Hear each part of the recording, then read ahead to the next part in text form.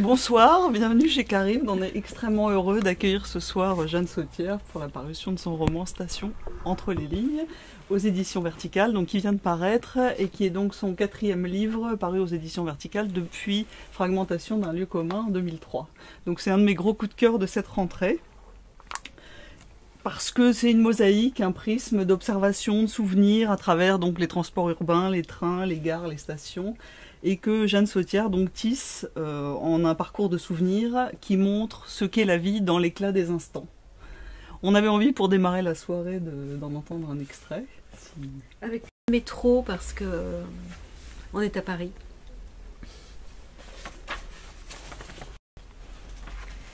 Dans l'éclairage blanc du métro, le visage renversé d'une femme asiatique boit la lumière, yeux clos, lèvres larges, figure astrale, lunaire. Sur le quai du métro République, un homme massif, probablement SDF et ivre, s'effondre lourdement au sol. Au retour, une vieille femme crie à s'en arracher le gosier après un vieil homme assis sur un pliant avec, devant lui, 2-3 misères à vendre. On passe, on passe. Ne pas croire que ça ne fait rien, cette indifférence atroce, engorge, détruit, intoxique.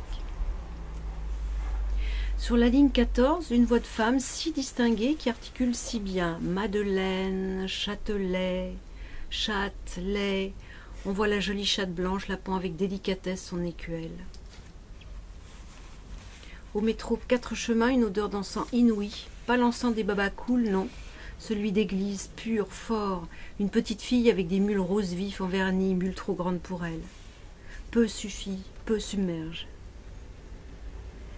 Homme faisant la manche en chantant avec une guitare sans sonorisation. On ne l'entend vraiment qu'aux arrêts des stations. Let it be. Il semble que le métro met toute sa force mécanique, pousse au maximum son grondement pour écraser la voix de cet homme. S'en sortir, remonter à la surface, pourra-t-il? L'absence de regard tout le temps, partout, comme si ne pas se voir supprimait le contact corporel intrusif, comme si un coup d'œil pouvait être le dernier des outrages. D'ailleurs, ça l'est souvent avec les marginaux, aiguisés par leur peur. On peut voir le visage de l'autre, mais sans croiser son œil. Yeux dans le vague, baissés sur les journaux, les livres, reflets dans les vitres, on regarde, zigzagant des téléphoneurs, être ailleurs, et parfois fugacement sur le visage du voisin comme une mouche importune. Odeur de suinte humide, entêtante, persistante ce matin, violemment exhalée et réactivée ce soir. Qu'a donc notre espèce pour puer autant? Drôle de bruit dans le métro. Je mets un moment à comprendre que c'est celui des conversations, c'est samedi. Nous voyageons pour nos loisirs en compagnie de personnes que l'on connaît. Et il y a un plaisir du métro vide, la circulation facile, l'espace réapproprié. Peut-être aussi la joie d'aller où ça nous chante, avec une aisance tout à coup retrouvée. Sur le quai, à Église de Pantin, un vigile noir et son chien-loup muselé. Il fait un froid terrible. Tous les deux livrés à l'attente, l'inconfort total, les courants d'air, l'ennui probablement aussi, les journées longues, le regard triste et presque douloureux du chien qui travaille. Le regard de l'homme, lui, n'exprime plus rien. Une indienne en sari et son petit garçon. Il lit un manuel de technologie avec intérêt, attention. Imaginez son avenir, l'usage qu'il aura un jour de la leçon apprise aujourd'hui. Achat d'un mince fagot de chaton de saule. Sur les rameaux de bois minces, rigides, luisent les petites chenilles des bourgeons dont les poils très fins sont, selon la lumière, vert amande ou argentés, au point que je me demande si leur nom vient du chat ou du chatoiement. Il faut protéger ce fagot de l'affluence du métro, je le brandis au-dessus du moutonnement des têtes comme une banderole pour une manifestation en faveur du printemps. Au sol, devant la bouche de métro, une fille a collé sur l'asphalte une affichette portant son pseudonyme de prostituée et son téléphone. Je marche dessus avec précaution et respect, comme je le fais sur les pierres tombales des moines au sol des abbayes. On avait choisi, Marianne, aussi un petit extrait de la première partie du livre, qui est une partie, disons, historique et spatiale. C'est la suite des stations que j'ai fréquentées selon les différents déplacements. Saxe Gambetta, entre autres. L'appartement lyonnais que j'occupais pendant 8 ans s'ouvre sur une petite place assez animée au croisement de plusieurs avenues et de la rue de la Guillotière qui débouche d'un côté sur un quartier d'immigration, où au fil des ans, des hommes sont venus louer leurs bras à ceux qui vivaient dans le Lyon opulent de l'autre côté du pont. La place des hommes debout, comme elle est nommée du fait de l'occupation des lieux par les Chibani du marché aux puces, m'a permis, à moi aussi, d'entrer dans cette ville. À l'autre bout de la rue de la Guillotière, je fais connaissance avec le marché Saint-Louis, sa profusion sans esbrouffe aucune, ses petites merveilles, les fleurs de courgettes, les nèfles, les vrais qu'on mange blettes, la rugosité des vendeurs. J'ai d'abord travaillé à la maison d'arrêt de Villefranche-sur-Saône, où après avoir craint l'écrasement par les poids lourds sur l'autoroute, j'ai éprouvé le même risque dans la prison bétonnée, dure, violente, brutale. La gare de Villefranche-sur-Saône me permettait d'atteindre la maison d'arrêt lorsque je n'avais pas de voiture. Le trajet était joli, on longeait la Saône, et la vieille ville bien belle, traversée par une rue nationale, totalement dédiée au commerce. Mais n'était-ce pas le négoce, et bien sûr celui du Beaujolais, la raison de vivre de cette commune, impitoyable avec les étrangers qui venaient pourtant vendanger au noir, pour en être ensuite chassés, y compris dans les urnes. J'ai enfin travaillé à Lyon, abandonné la voiture et fait connaissance avec un tramway tout neuf et les trolleys qui tracent une résille dans le ciel, que j'ai tout de suite beaucoup aimé, comme cette ville austère et raide. On circule sans inconfort dans les transports lyonnais. J'habitais à Saxe-Gambetta, je travaillais près de la station Place Guichard, puis près de l'arrêt de tram Claude Bernard, et je pouvais voir le Rhône de la fenêtre de mon bureau. J'ai beaucoup marché à Lyon, et je crois avoir follement aimé cette ville, à la mesure de ce que je lui ai arraché, pas à pas, pied à pied. Rien n'a été donné. Tout a été dans le plaisir parfait de la trouvaille, ce qui récompense si bien la vanité des amoureux qui se croient les seuls découvreurs d'un lieu unique. La beauté livrée brutalement, surimprimant les clichés, je l'ai rencontrée au bout des chemins en trolley, dont je descendais par impulsion. Il y avait toujours quelque chose, des noisettes dans une sente en pleine ville, la joue rose d'une petite maison qu'on imaginerait bien en Italie, jusqu'au parfum de la ville, odeur de gras, savon de Marseille, oignons grillés, dans les courettes Renaissance, où stagnent les poubelles sous un merveilleux escalier de pierre en colimaçon. 3 collines, celle qui prie, Fourvière, qui donnait du travail au canut de l'autre colline, celle de la Croix-Rousse, et celle de la Duchère, qui ne fait l'objet d'aucune attention touristique, puisque ces grands ensembles immobiliers ont servi à reloger les habitants des taudis de Vèze, puis la rapatriée d'Algérie et les immigrés algériens. Toutes ces collines pourvoient la ville en divers chemins pour s'y promener, les ruelles, Sentes et Traboules, les quais d'un grand fleuve vert et d'une rivière brune, tout se prêtait à la promenade. Tout se prêtait aussi aux leçons de l'histoire, car cette ville, qui ignore la tiédeur, était sombre tout autant que lumineuse par les événements vécus, la coexistence d'une tradition anarchiste et d'un patronat dur, la violence atteinte à son passé résistant par le surgissement de bastions négationnistes, et bien sûr les révoltes des banlieues, dès 79 à Vaux-en-Velin, puis en 81 à Vénissieux, la Duchère, puis en 83 la marche pour l'égalité et contre le racisme. J'ai découvert aussi les prisons de Lyon, qui me paraissaient encore plus délabrées que la santé. Elles appartenaient néanmoins à la ville, on les voyait depuis le quai de la gare de Perrache. J'ai repris il y a quelque temps un TGV dans cette gare, je n'ai pas pu m'empêcher de me poster sur la plateforme qui surplombait les prisons. Bien sûr, je sais que les bâtiments sont désertés, que les détenus ont été acheminés depuis longtemps vers Corba, mais je suis saisie par l'éventration du lieu, les hauts murs d'enceinte ont disparu, des cloisons ont été abattues, décortiquant ainsi la prison et laissant voir le squelette, la structure, c'est-à-dire ce qu'il ne fallait pas voir, la force désarticulée, la sécurité si haut brandie, maintenant désactivée. Le souterrain qui reliait Saint-Paul à Saint-Joseph en passant sous la rue, et dont la traversée m'épouvantait, je manquais d'air en arrivant au bout, la tête me tournait, est maintenant béant comme un immense trou de taupe. Les traces des cellules, alvéoles de ruches, sont visibles depuis les murs de soutènement, la porte métallique de Saint-Jean pendant le vide. Un curieux chagrin me monte aux yeux. Sans doute voit-on aussi toute la souffrance qui exsude, comme le redoublement d'une humiliation. Et puis, notre travail de fourmi reste invisible, disparu dans la désactivation de ce monstre. Où sont passées les œuvres des plasticiens de Saint-Jean? Où sont passés les rats de la prison? Je me souviens de cette cellule d'où pendait toujours une grande serviette de couleur.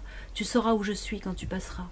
Les proches des détenus hurlaient depuis la plateforme de la gare quelques phrases désignées comme parloir sauvage par l'administration, et cette sauvagerie avait le goût irremplaçable de la mûre acide du roncier.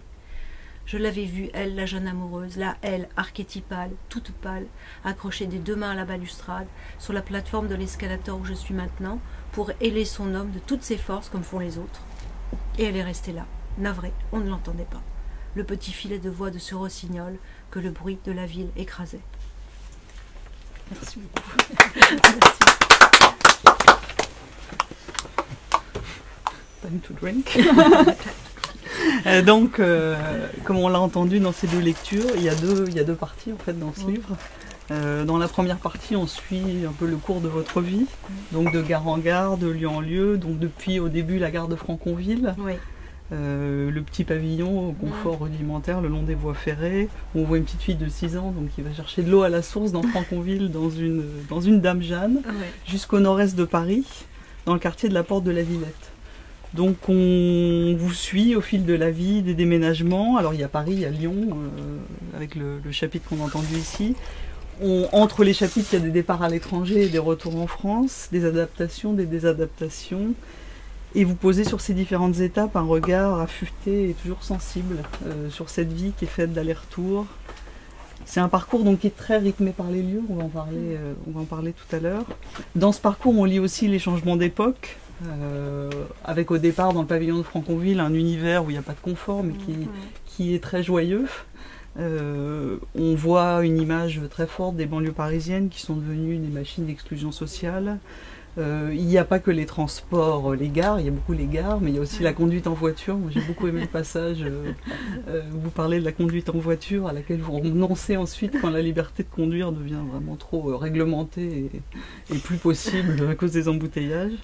Et puis donc la deuxième partie du livre, elle est construite autour des moyens de transport, donc métro, bus, train de banlieue, RER, tram, et même le Vaporetto de Venise.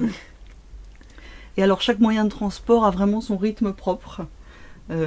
Et vous nous livrez dans ces différents moyens de transport donc une mosaïque, un feuilleté de scènes, de portraits comme ça croqués sur le vif avec beaucoup d'actualité et puis toujours beaucoup de légèreté, de sensibilité, alors que bon, souvent c'est des situations où les gens sont entassés les uns sur les autres, il y a indifférence qu'on a entendu dans le métro. Donc c'est des pérégrinations comme ça, des récits, des portraits saisis sur le vif, qui donnent vraiment en même temps une impression toujours de grande liberté, même quand on est dans la dureté, dans les cicatrices de la ville, des rythmes changeants, des transports. Voilà, donc c'est un livre que j'ai beaucoup aimé, parce qu'il est à la fois intime et universel. Et alors la première question que je voulais vous poser, c'était autour du titre, évidemment, parce qu'il s'appelle Station, mais en même temps il parle surtout de mouvement. Et puis il y a ce entre les lignes, entre parenthèses. Donc j'aurais bien voulu que vous nous parliez du titre et puis de la signification de ces parenthèses. Alors, peut-être commencer par les parenthèses. Je me suis pris d'une passion subite pour la parenthèse. J'ai dit à Yves que j'envisageais le prochain livre totalement entre parenthèses. Parce que je trouve que la parenthèse, c'est une façon de protéger un propos et en même temps de oser le hisser. Enfin, il y a quelque chose de la pudeur face à la force de l'énoncer. Et moi, j'ai l'impression que je mets des parenthèses quand je dis quelque chose de très important et d'essentiel, que je veux absolument protéger comme ça avec les mains de la parenthèse. Et entre les lignes, finalement, mais je m'en suis pas rendu compte tout de suite de ça, évidemment. Entre les lignes, c'est vraiment la question, pour moi, de la littérature. Voilà, c'est la question d'écrire que je mets sous la cloche de la parenthèse. Et station, alors station, c'est un petit peu plus compliqué parce que station, effectivement, ça renvoie au lieu, au nom des endroits où on s'arrête, qui sont souvent forts. Un lieu, le nom d'un lieu, c'est fort. Enfin, il y a quelque chose. On se souvient du nom des lieux, du nom des stations. Enfin, c'est très très évocateur. C'est comme un parfum, le nom d'un lieu. Et puis il y a aussi le fait de s'arrêter une seconde sur quelque chose qui passe, qui est éphémère, qui défile, qui est dans le mouvement, et pourtant attraper une bribe, la déplier, prendre ces quelques instants de vision de quelque chose. Ça me semblait un enjeu vraiment intéressant. Alors justement les lieux, donc dans les transports comme ça, à travers les portraits, on voit évidemment les lieux, et puis on voit les stratégies individuelles que chacun adopte pour le transport dans le métro. Et donc ça m'a fait penser à une phrase dans Espèce d'espace de Perec, qui est vivre, c'est passer d'un espace à l'autre en essayant le plus possible de ne pas se cogner. Évidemment, quand on voit la masse, le métro, le RER. Donc les lieux, les espaces, ça a toujours une grande importance dans vos livres pour comme chose qui définit les vies. Oui. Mais enfin, moi j'ai l'impression que le lieu me contient. Enfin vraiment, c'est peut-être très banal de dire ça, mais le lieu est une occurrence de connaissances, d'ancrage, de possibilité d'être abrité. Enfin voilà, pour moi, la vie est accrochée au lieu véritablement.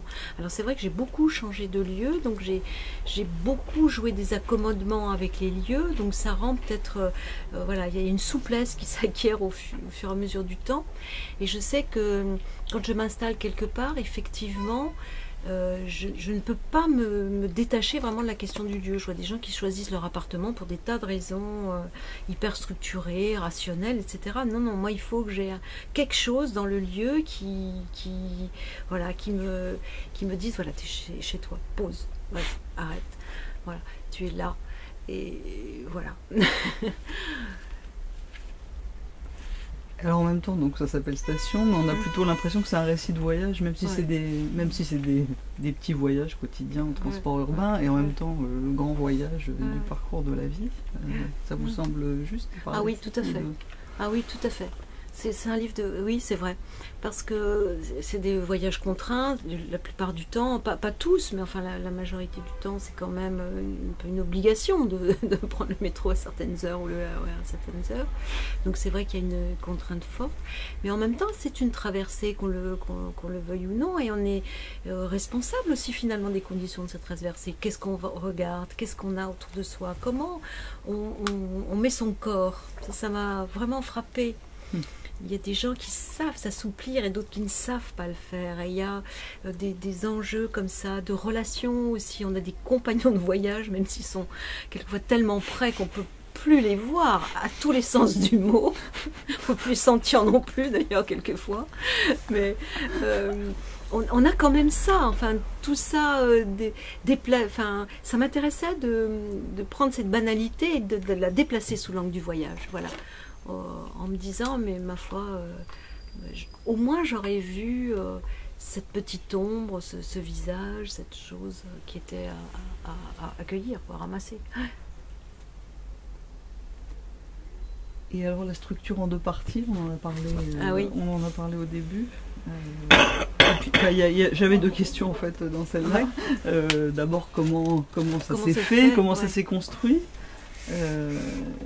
Et puis dans la deuxième partie, ce qui m'a frappé aussi beaucoup, c'était le rythme particulier à chacun des moyens de transport, comme si l'écriture épousait vraiment l'expérience concrète du moyen de transport.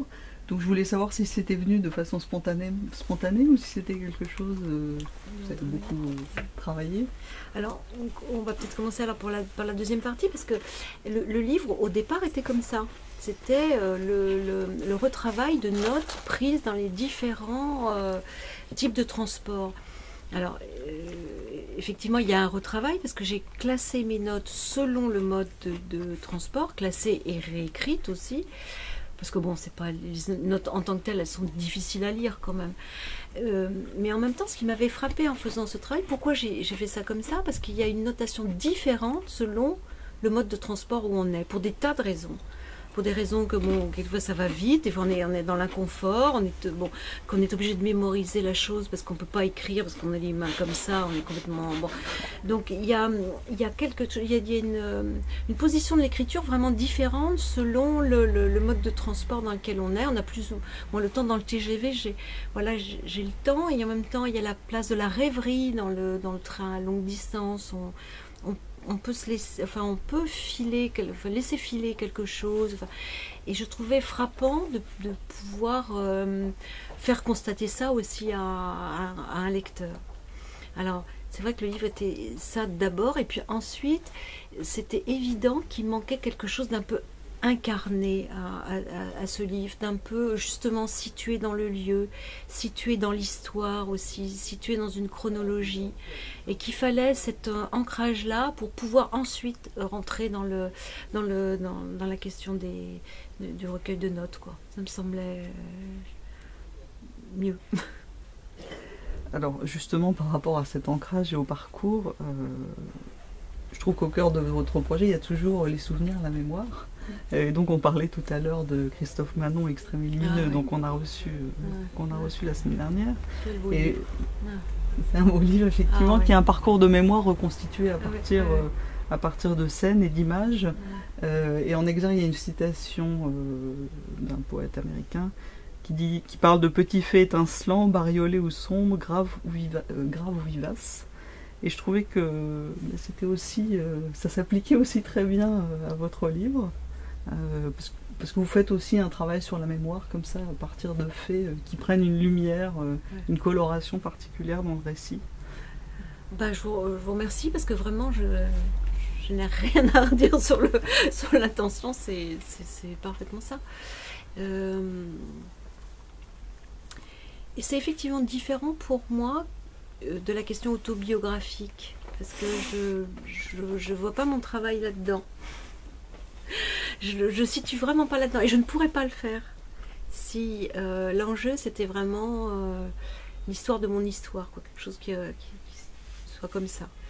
Par contre, ce qui me passionne aussi, c'est ce frottement avec le lieu commun, quoi, avec ce qu'on traverse plus ou moins tous, le déployer, le faire à partir d'un regard personnel, parce que c'est comme ça aussi qu'on peut appréhender quelque chose qui nous est collectif, qui nous est commun, et en même temps accepter aussi les espèces d'épiphanies de ces moments, ou les lieux. Alors pour le coup, vraiment le lieu commun, il y a des choses inévitables dans ce livre. Enfin, je vois bien les moments où c'est du registre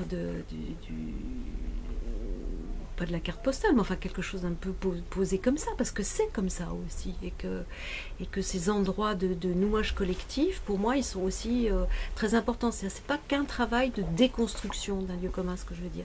C'est un travail un peu d'épousaille et de dépliement. Alors sur la dimension collée. Il voulait peut-être dire quelque chose, non? J'ai senti y réagir. Non, mais c'est très drôle, parce que entre nous, il y a un pacte.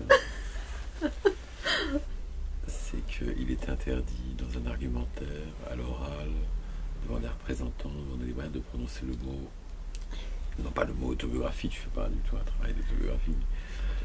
L'adjectif autobiographique est une chose qui peut nous valoir une fatwa sur 1000 ans par cet auteur.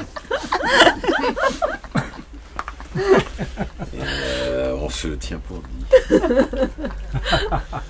C'est vrai quand même que l'intégralité de tes livres sont aussi des livres où en effet tu choisis un regard, une position, un lieu, qui est souvent quelque chose qu'en effet qui est part du commun, mais qui est à traversé de ça.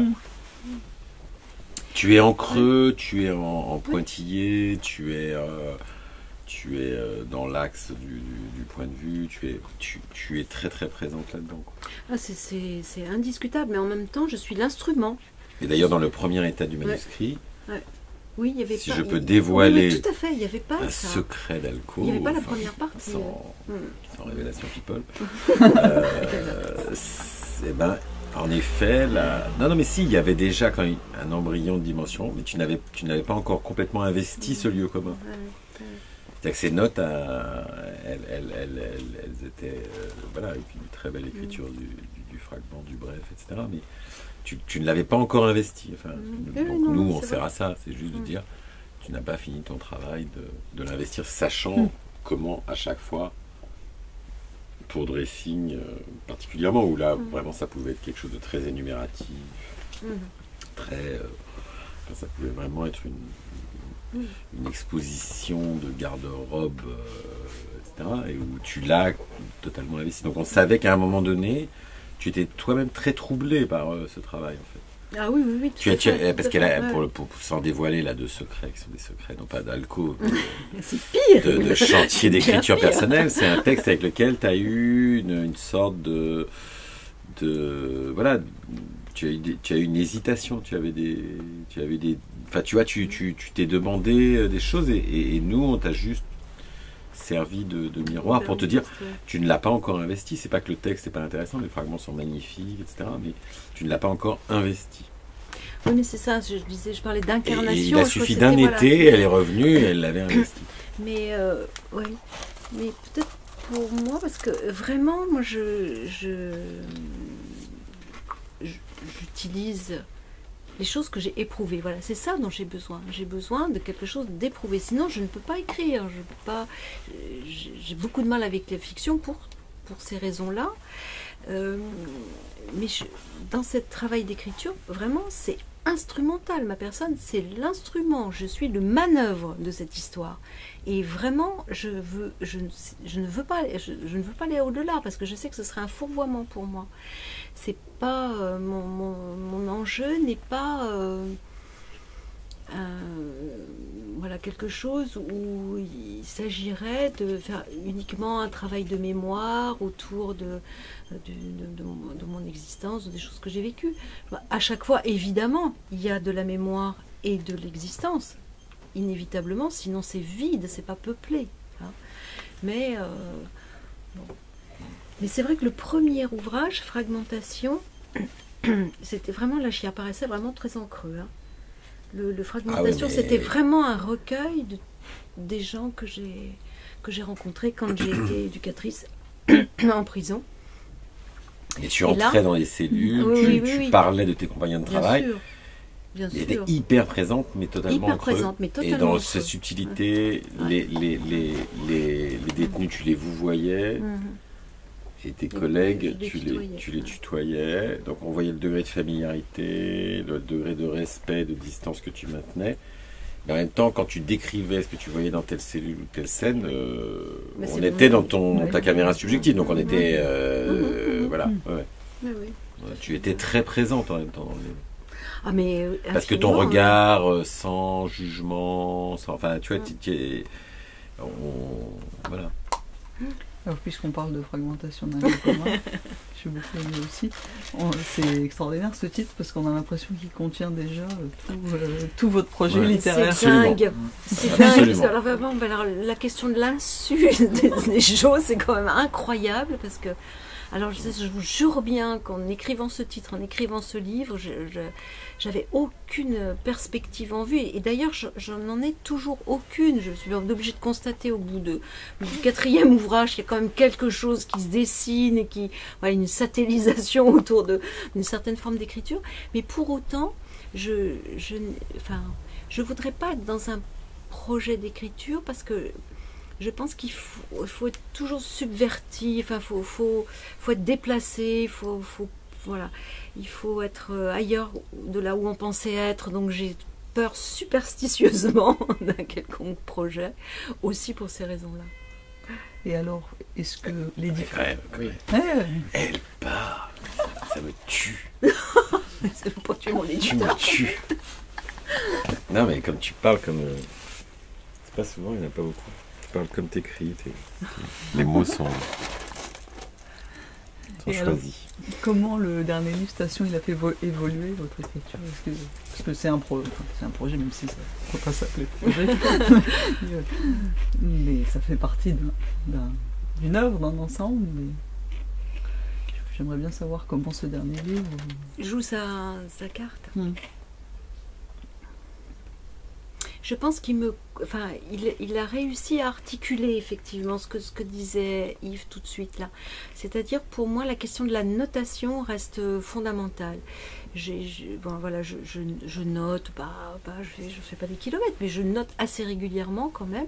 C'est une écriture vraiment privée, c'est-à-dire c'est pas la question de l'intime. L'intime se partage, le privé se partage pas. Et j'ai besoin aussi de ce rapport à une écriture qui n'est pas visible par les autres, qui est des petits instantanés, des choses comme ça. Ce rapport très je sais pas comment le dire, très privé avec l'écriture, mais je vois que ça peut glisser d'un chant à l'autre, c'est-à-dire ça peut passer vers le chant de quelque chose qu'on offre à lire, qu'on donne à lire, et du coup je vois un peu mieux le travail, l'articulation du travail et ce qui se fait dans Station. C'est vrai que les notations, c'est vraiment quelque chose qui est extrait de mes carnets, vraiment tout à fait ça. Mais cette première partie qui s'est rajoutée, elle a été faite directement sur l'ordinateur et composée comme ça. Et c'est la première fois que je fais ça comme ça. Donc du coup, je me dis, bon, ben voilà l'agencement qui peut se rejouer sur d'autres thèmes, sur d'autres façons, sur d'autres choses. Donc la première partie, c'est la première fois que tu écrivais directement à l'ordinateur. Ouais. Faut venir en librairie pour apprendre. Toujours. Parce que ça, c'est des cuisines incroyables. Ces histoires de partage entre l'écriture dans les carnets, et dans ce qui devient... le passage au clavier, les gens qui écrivent direct au clavier, etc. C'est hyper intéressant. Et en fait, je suis en train de découvrir que de plus en plus d'auteurs de verticales sont... Ah oui. Alors que moi, j'étais persuadé que tout le monde écrivait au clavier par anthropocentre. Enfin, bizarrement, parce que c'est tellement ma pratique, puis tout le monde t'envoie des documents Word, tout ça, machin. Ouais, et en fait, je suis en train de découvrir qu'il y a un nombre d'auteurs qui est énorme, en fait, qui continuent à écrire dans des carnets. Pardon, c'est une incise, Non, mais ça, j'avais une question justement par rapport aux fragments et aux prises de notes comme ça, sur l'épuisement du sujet. Ah, mais ça, c'est une Comment vous question. savez que vous avez épuisé un sujet, non, mais puisque ça, là, c'est toutes ces expériences dans extrêmement- les transports. Ah oui, non, Et pour mais les ça- vêtements, j'en parle même pas, pour Ah dressing. oui. Non, mais c'est des livres qui pourraient être à la limite interminables, quoi, parce que je continue à prendre des notes sur ce qui se passe dans les transports, évidemment, évidemment. Enfin, donc ça s'arrête pas, ce truc-là. Alors, le problème, c'est de ne pas faire une mécanique, c'est-à-dire de ne pas faire... Il y a un moment, effectivement, il faut que ça s'arrête, parce que sinon, c'est de la machinerie, quoi. On peut... Et continuer, et continuer, et continuer. Et... Star Wars. Comment? Pardon. Peut-être. Mais oui, non, mais il y a enfin, on sent... Je pense que c'est une histoire de ressenti. On sent le moment où il y a beaucoup de notes qui ont été enlevées dans ce livre, par exemple. Il y en a beaucoup qui sont parties. Pas parce qu'elles ne me convenaient pas, c'est parce qu'elles étaient réitérantes. Parce que, alors, dans le livre, il y a aussi un niveau de réitération. C'est-à-dire, c'est même un des thèmes du livre, c'est la répétition, parce qu'elle est fondamentale. Enfin, le transport en commun dans les grandes villes comme ça, c'est de la répétition à l'état pur des choses. Donc, il faut rendre compte aussi de ça. Mais il y a un moment donné, peut-être parce que c'est trop bien articulé, peut-être parce que c'est trop quelque chose, il faut arrêter, quoi. Et je pense qu'on le ressent quand même. On sent peut-être l'aisance. C'est quelque chose, ça devient trop huilé. Ouais. Ouais. Ah oui, justement, ça m'amène une autre question que j'avais, par rapport à la notion comme ça d'inventaire. Je reviens sur Dressing, que j'aime beaucoup aussi, donc, qui est votre précédent livre qui est paru en 2013, où vous parlez des vêtements, et puis ce qu'ils nous disent à la fois sur nous-mêmes et sur les autres. Donc il y a une dimension un peu d'inventaire. Sauf que ce qui frappe, c'est vraiment la liberté, plutôt que le côté, c'est pas du tout systématique en fait. Vous avez vraiment une grande sensibilité, on a l'impression que vous refusez d'appliquer des règles. Donc c'est toujours cette dimension de liberté, et de fluidité, et de sensibilité qui frappe quand on vous lit. Donc on pourrait penser à Pérec quand on pense à l'inventaire, mais je trouve qu'en fait c'est une approche qui est extrêmement différente. Donc je voulais savoir d'abord si c'était juste, et deuxièmement quels étaient les auteurs dont vous vous revendiquiez. Alors c'est juste, et ça me touche énormément ce que vous dites. C'est juste parce que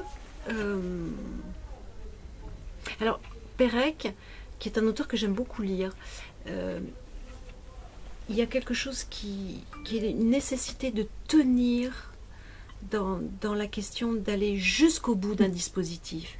Et la question de tenir dans l'écriture et dans la posture et dans le travail qui est mené, elle est fondamentale. C'est une question de tenir debout aussi pour moi, hein, celle que pose Pérec. Et du coup, moi j'y suis forcément extrêmement sensible. J'ai relu il n'y a pas très longtemps justement Espèce d'espace. Bon, c'est vraiment des livres sur lesquels je reviens souvent. Mais en même temps, moi j'ai besoin de quelque chose de l'ordre de la déambulation, de la rêverie, j'aime beaucoup le Bachelard tout le Bachelard de l'imaginaire, le Bachelard des sciences, je suis pas capable de le lire, donc bon. Mais le Bachelard des imaginaires, pour moi, ça reste quelque chose de magnifique. Enfin, cet homme-là a un univers formidable que je retrouve, enfin que j'aimerais bien pouvoir utiliser. J'aime beaucoup les écrivains marcheurs, j'aime beaucoup Henri Calais, j'aime beaucoup ses déambulations. J'aime énormément la littérature de notes depuis ses origines chez Shonogun avec son livre. Je trouve que c'était une grande découverte pour moi qu'on puisse écrire ça, publier ça. J'ai lu beaucoup Quignard aussi, son rapport aux fragments, des choses de cet ordre. Si on veut me faire pleurer, on me fait lire les fragments de Kafka. Là, je suis bouleversée de voir le travail d'écriture. Mais vraiment, je ne vous en parlerai pas parce que je sens l'émotion qui monte là, non, donc on restera pudique. Mais voilà, ça c'est des choses qui vraiment me bouleversent profondément. Parce que peut-être aussi que la question du fragment, ça permet de sauter d'un état à l'autre, de laisser du blanc, de l'espace, c'est-à-dire du temps pour soi et le lecteur, de raisonner ensemble, R-A-I-R-E, voilà, de laisser filer quelque chose et puis de passer à autre chose. Voilà. Il y a quelque chose de l'ordre de la déambulation, du tournant qu'on prend, du petit reflet, voilà. Et ça me plaît vraiment, vraiment beaucoup. Ouais. Puisqu'on déambule, on peut peut-être faire un petit plan pour oui, je rajouterais juste un truc, parce que par rapport à la question que tu as posée, Marianne, que je trouve moi qui m'intéresse aussi beaucoup, c'est que c'est vrai que nous, en tout cas dans notre rapport avec Jeanne, l'éditeur, quand on reçoit tes manuscrits, ce qui est très étonnant, c'est qu'il y a très souvent... alors, le mot thématique est épouvantable, mais disons qu'il y a un centre. Il y a un centre, où il y a une direction, il y a une ligne de fuite ou d'autres choses, etc. Enfin bon, bref. Et puis il y a quand même des contraintes. Et puis, en fait, quand on regarde, même dans la structuration de ce que tu fais, on se dit... Bon, alors elle veut organiser ça comme ça. En fait, très vite, on arrive à des exceptions, on arrive à des contournements. C'est-à-dire qu'en fait, tu es une semi-oulipienne qui s'est totalement barrée de ce truc qui est vraiment effarant, qui est, tu vois, c'est-à-dire que on sent que tu as besoin parce que tu as une trouille effrénée de la fiction pure, etc., de tout ça. Donc on sent qu'en fait, il y a un appareillage thématique, de discipline de notes, de plein de choses, etc. Et aussi de contraintes diverses, hein, le tu, le vous, enfin tout ça, il y a des trucs comme ça. Et en même temps, tu l'as subverti en cours de route, tu n'aimes rien tant que qui fait exception, etc. Et c'est ça, je trouve ça, c'est très toi, ça. C'est la flânerie qui...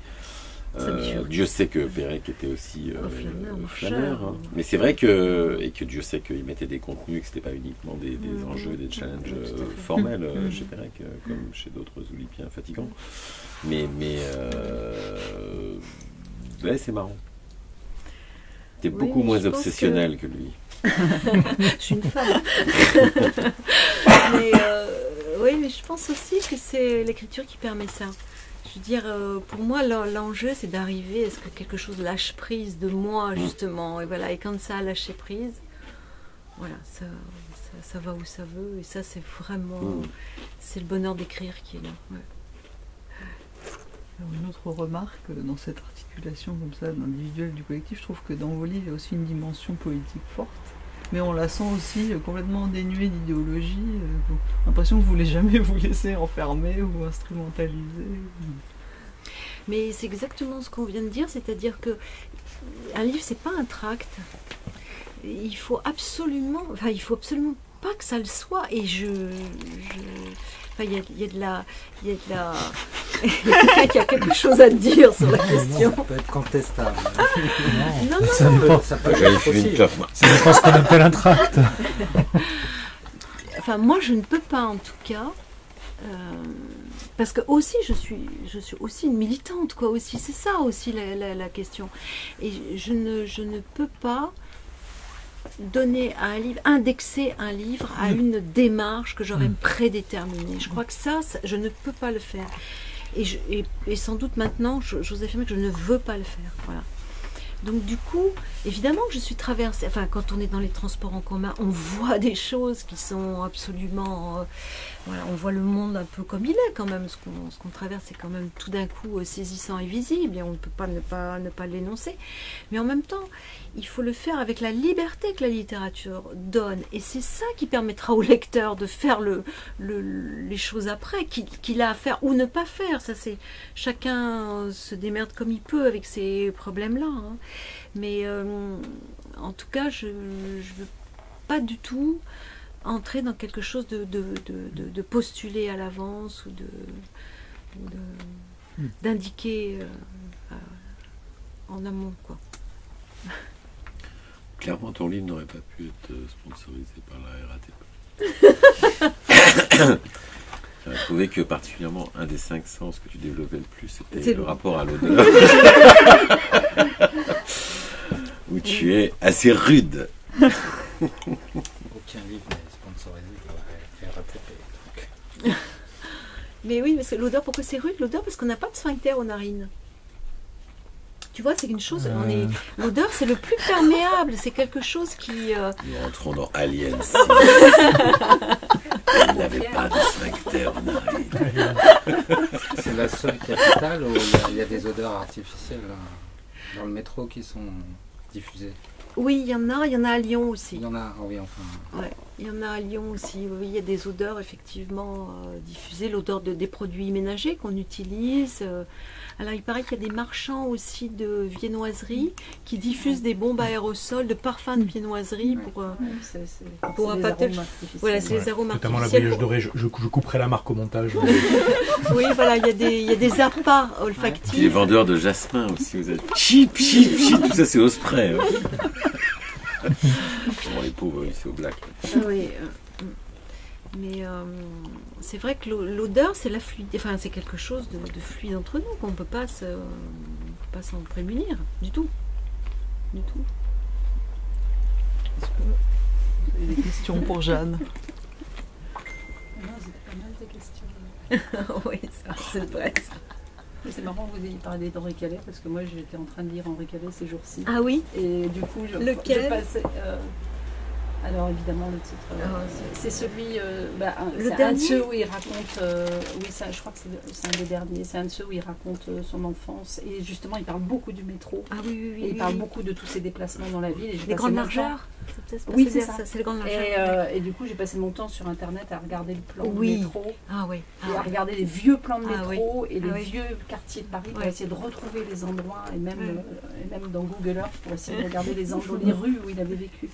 Et c'est vrai que du coup, forcément, je me disais, bon, il y avait du Jeanne Sautière qui me tapait dans la tête aussi en lisant Henri Calais.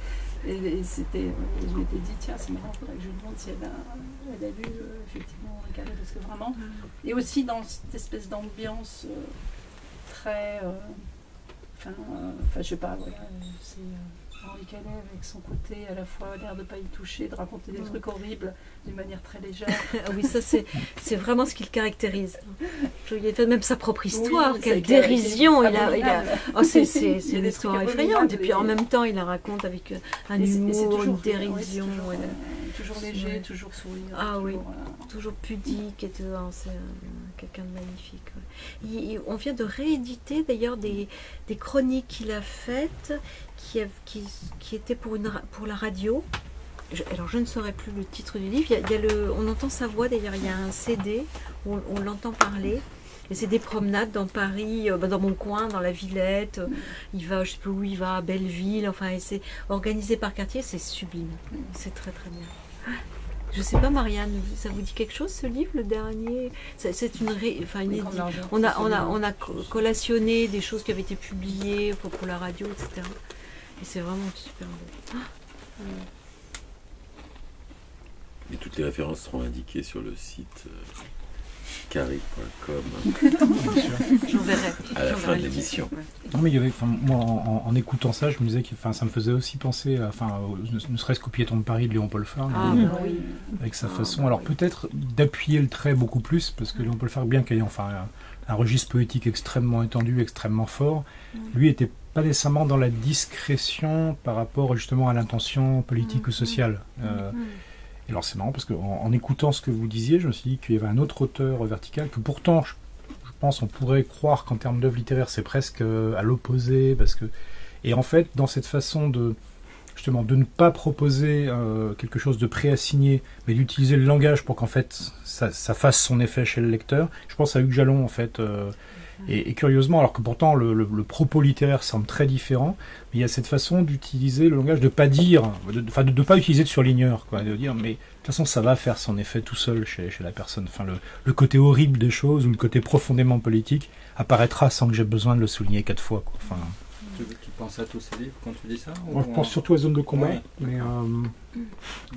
Mais je trouve que c'est, moi ça résonne aussi avec ça, le fait de se contenter finalement d'un énoncé qui est absolument pas minimaliste, hein, mais qui est justement qui n'utilise pas de gros marqueurs, quoi, mais qui dit voilà chose, ça c'est ce que je ressens, et il y a un outillage en fait qui fait que ça produit son effet chez le lecteur, ce qui est peut-être un peu parce que c'est de la littérature, quoi. Mais je pense aussi que le garde-fou, si on peut dire, c'est effectivement de rester juste par rapport à ce qu'on ressent. Et ce qu'on ressent, c'est pas de l'ordre du discours, c'est une autre chose, quoi. Ouais. C'est autre chose. Ça veut aussi dire que ton ressenti n'est pas envahi et surinvesti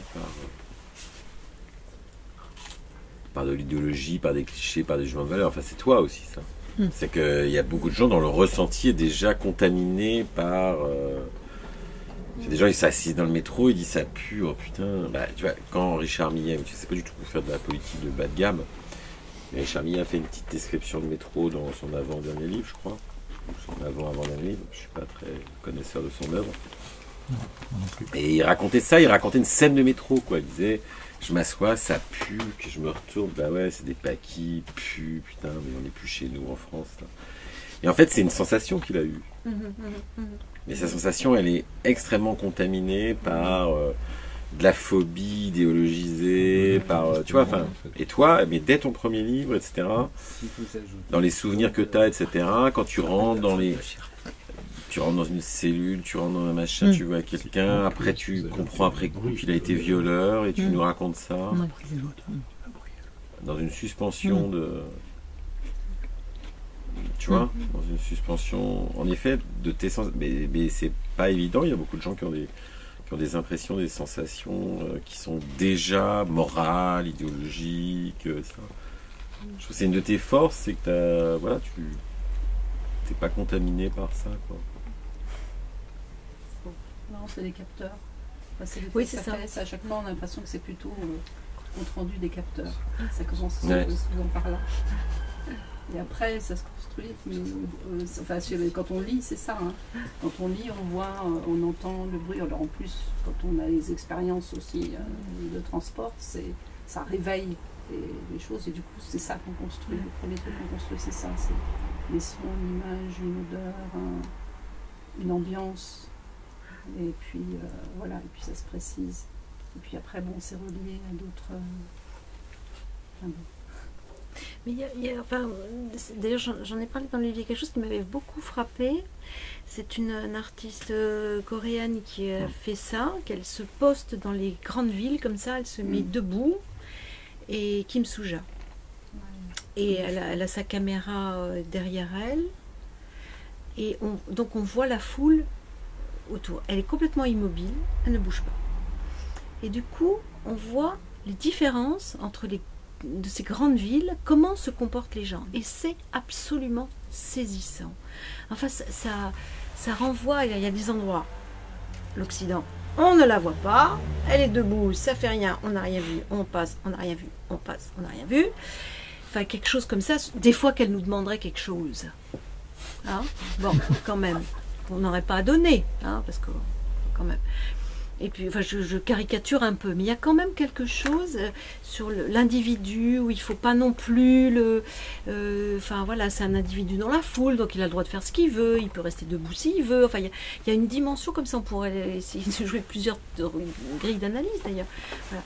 Et puis alors, il y a des endroits où, au contraire, là, les gens, ils vont s'arrêter face à elle, et puis des fois, on va même la toucher, voir qu'est-ce qui lui arrive à cette dame. On lui parle, on lui demande si elle a besoin de quelque chose. Enfin bon, il y a vraiment des rapports incroyablement différents. Et du coup, ça rend compte aussi, ça aussi, c'est des questions enfin, de politique, mais aussi de société, de civilisation, je ne sais pas comment il faut dire, mais bon, de ce qu'on tisse aussi dans le collectif, comment on le joue, ce collectif, selon les lieux où on vit. Et je trouve que c'est bien de se laisser, justement, toutes les écoutilles ouvertes pour pouvoir percevoir un petit peu ça, quand même, aussi. Voilà. Les capteurs. À quoi ils servent. Merci beaucoup. Merci Marianne, merci. N'hésitez pas, puisque vous êtes très nombreux à acheter chacun 10 stations. Parce que c'est un livre qui s'offre très bien. Hein, Merci beaucoup. Merci.